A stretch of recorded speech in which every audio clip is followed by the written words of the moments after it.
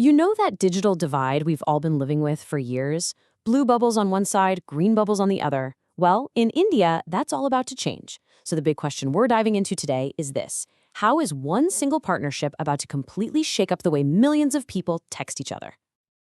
All right, so here's our game plan. First, we'll tackle the problem we all know and hate. Then, we'll get into the tech that's supposed to fix it all. After that, we'll look at the huge players making this happen, see where the money is, and finally, ask what this really means for the future of messaging in India. Let's jump in.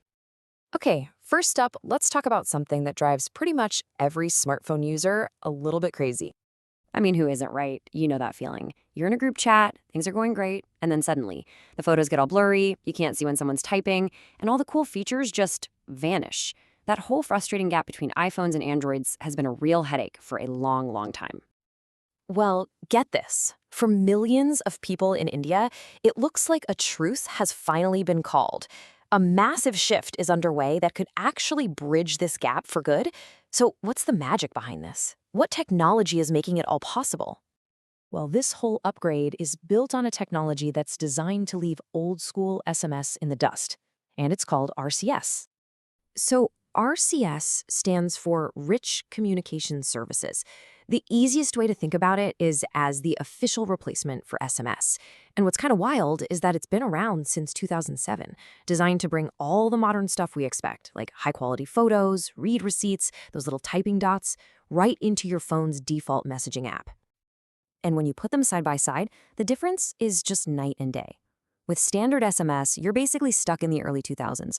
But with RCS, you get the full modern experience, sending crisp photos and videos, and even chatting over Wi-Fi or data, just like any other messenger app. This isn't just a small step up, it's a total game changer.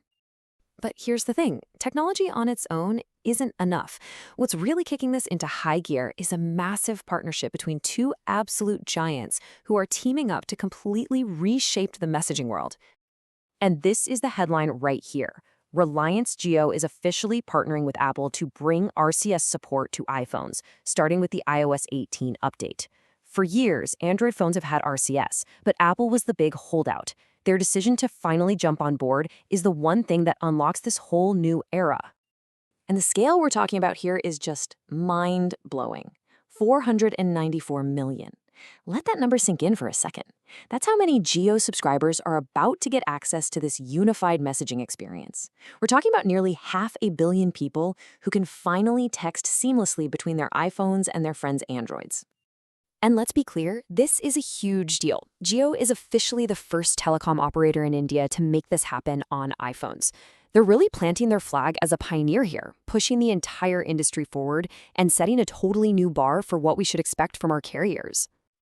Okay, so this sounds amazing, right? A perfect, unified messaging world is on the horizon. But here's where the story gets a little more interesting. Is everyone actually ready to flip the switch? Turns out, not quite.